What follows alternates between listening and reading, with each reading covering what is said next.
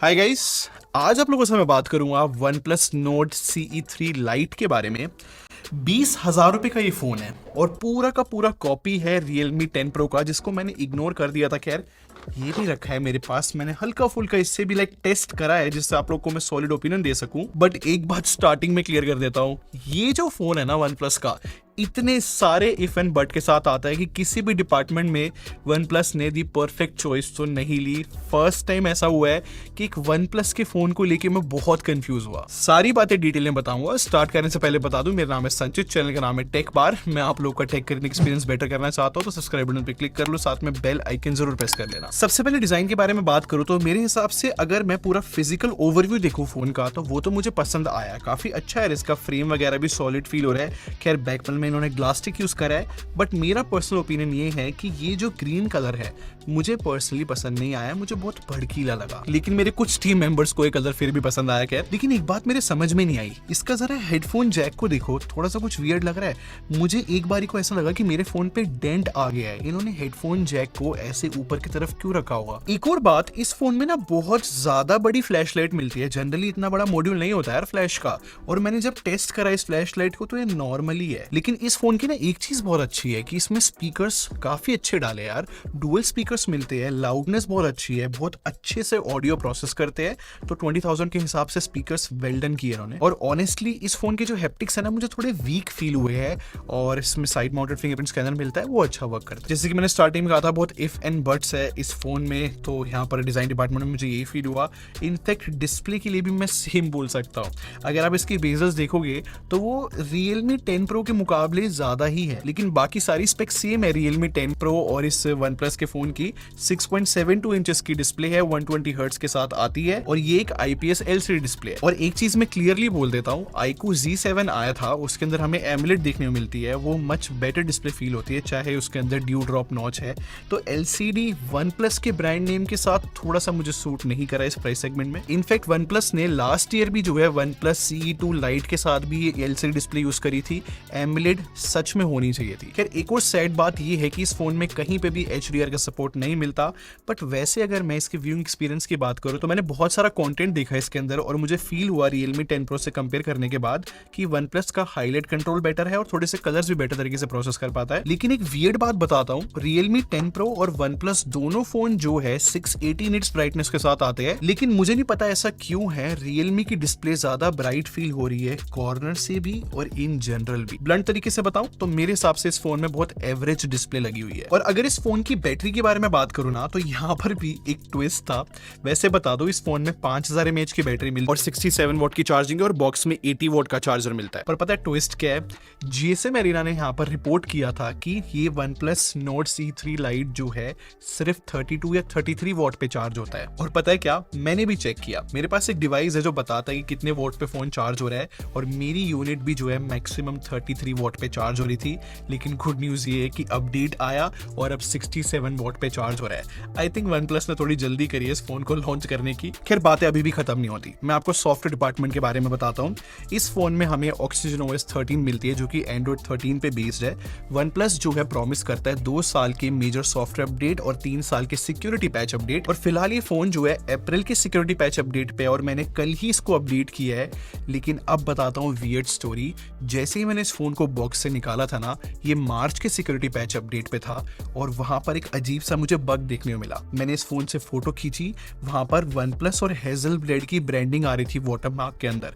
और जिसको नहीं पता मैं बता दूं, हेजलब्लेड की ब्रांडिंग सिर्फ और सिर्फ महंगे OnePlus फोन में आ सकती है, और वो भी ब्रांडिंग एक खरीदते हैं हेजलब्लेड से।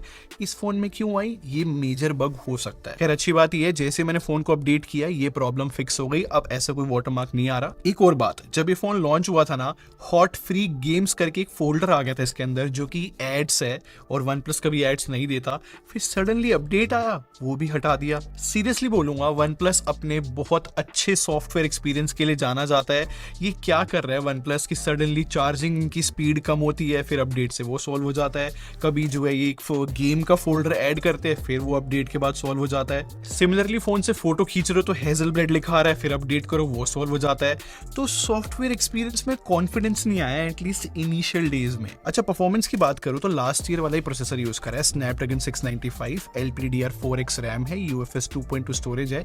ये सब कुछ मैं अबव एवरेज बोल सकता हूँ। खैर ये 2022 का प्रोसेसर है तो मुझे इसके बारे में सारा ही पता है कि ये N2 में 4 लाख के अराउंड स्कोर लेकर आता है और Geekbench में जो है 2100 के अराउंड इसका मल्टीकोर स्कोर रहता है। मतलब सेम ही स्टोरी है जो कि पिछले साल वाली है। और CPU थ्रॉटलिंग की बात करो तो वो भी जो है मेरे को ठीक लगा। इनफैक्ट स्ट्रेस टेस्ट में भी ये ठीक तरीके से परफॉर्म कर पा रहा है। और बेंचमार्क्स तो एक बार साइड में रख के अगर हम बात करें कि ये रियल लाइफ में कैसा वर्क करेगा प्रोसेसर, तो मेरे को ऐसा लगता है कि बेसिक टास्क के सही तरीके से परफॉर्म कर जाएगा, आपको ऐसा कोई प्रॉब्लम नहीं होगी। लेकिन जब गेमिंग की बात करते हैं, कॉल ऑफ ड्यूटी में ये फोन जो है हाई, मैक्स और वेरी हाई सेटिंग्स दे सकता है। और PUBG न्यू स्टेट में हमें 90 FPS का ऑप्शन तो मिलता है, लेकिन 60 से 75 FPS के बीच ही मिलते हैं। शॉर्ट तरीके से बताऊं तो परफॉर्मेंस तो इस फोन की डिसेंट है, लेकिन पता है ये जो प्रोसेसर है ना स्नैपड्रैगन 695, ये रियल प्रॉब्लम देता है कैमरे के अंदर। चलो कैमरे को भी समझाने की कोशिश करता हूं। जैसे कि मैंने बताया Realme 10 Pro और ये OnePlus का Nord C3 Lite एक ही चीज है, तो दोनों जो है 108 मेगापिक्सल के मेन कैमरे के साथ आते हैं। खैर बाकी कैमरास 2+2 मेगापिक्सल के। और अब मैं आपको OnePlus की फोटोज दिखाता हूं और साइड में Realme 10 Pro की फोटो भी लगा रहा हूं, जिससे आपको समझ में आए कि मैं क्या स्टेटमेंट क्यों बोल रहा हूं। खैर नोटिस करने वाली बात ये है कि OnePlus की फोटोज है ना थोड़ी सी येलोइश रहती है और ओवरऑल फोटो में जो है बहुत कम कलर्स रहते हैं। इनफैक्ट OnePlus का जो HDR है ना वो मुझे इतना अच्छा नहीं लगा, जबकि Realme का थोड़ा सा एग्रेसिव है तो वो उसको फेवर में चला जाता है। जैसे कि टीवी टावर जो है OnePlus में बिल्कुल डार्क तरीके से दिख रहा है और Realme में डिटेल आ गई, तो ये एक डिफरेंस क्रिएट हो जाता है। पर शॉकिंग बात आपको बताऊं, Realme और OnePlus में एकदम सेम सेंसर हमें देखने को मिलता है। स्टिल ये फोटोज देखो यार, Realme में जो है जीन्स और रोड पे जो है टेक्सचर दिखाई दे रहा है, डिटेल्स दिखाई दे रही है, जबकि OnePlus में डिटेल्स काफी हद तक कम दिख रही है। यार मैं ये नहीं बोल रहा कि Realme परफेक्ट है, Realme का HDR बहुत एग्रेसिव हो जाता है तो उस केस में वो अच्छा नहीं लगता, वहां पर OnePlus ही ठीक लगता है। बट गाइस सच तो ये है, अगर OnePlus की डे-लाइट फोटोज को देखे तो 20,000 के प्राइस सेगमेंट को वो अभी जस्टिफाई नहीं कर पा रहा है। अच्छा लो-लाइट फोटोज की बात करते हैं। मेरे हिसाब से OnePlus जो है बहुत डार्क फोटोज खींचता है और ये इसके व्यू फाइंडर में भी दिखता है। आप खुद ही देखो यहाँ पर Realme ज्यादा ब्राइट है। और अगर मैं आपको इन जनरल भी फोटोज दिखाऊं ना तो मेरी ये नोटिस में आया कि OnePlus की फोटोज बहुत डार्कर रहती है, जो कि उसको थोड़े से अगेंस्ट में जा रही है।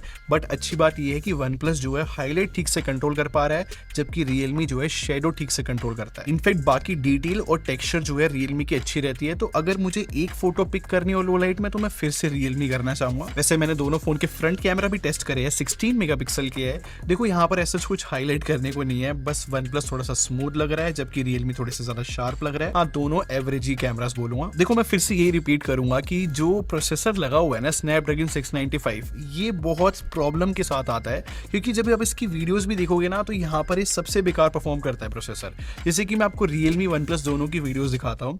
यहाँ पर Realme जो है स्काई में बेटर कलर्स तो लेकर आ रहा है, लेकिन OnePlus में जो है बेटर स्किन टोन हमें देखने को मिलती है। लेकिन अगर आप ओवरऑल आउटपुट देखोगे ना दोनों फोन का, मैं दोनों का ही बिल्कुल एवरेज बताऊंगा और ये स्नैपड्रैगन 695 की वजह से है। वीडियो में अच्छा नहीं आ रहा है प्रोसेसर। और अगर मैं फ्रंट वीडियो की भी बात करूँ ना तो वो दोनों फोन का मैं फिर से एवरेज बताऊंगा। बस डिफरेंस ये है कि Realme स्टेबलाइजेशन लेकर आता है और OnePlus ने तो स्टेबलाइजेशन भी नहीं दी, तो फिर ये एक और थोड़ी सी प्रॉब्लम हमें देखने को मिलती है। इन शॉर्ट मेरे हिसाब से दोनों फोन जो है कैमरे के अंदर बहुत ज्यादा एवरेज है। फाइनल वर्डिक्ट ये है कि अगर आपको बेस्ट स्मार्टफोन अंडर 20,000 रुपीज चाहिए तो मेरे हिसाब से आपको कंसिडर करना चाहिए iQOO Z7 को या फिर Realme Narzo 50 Pro को।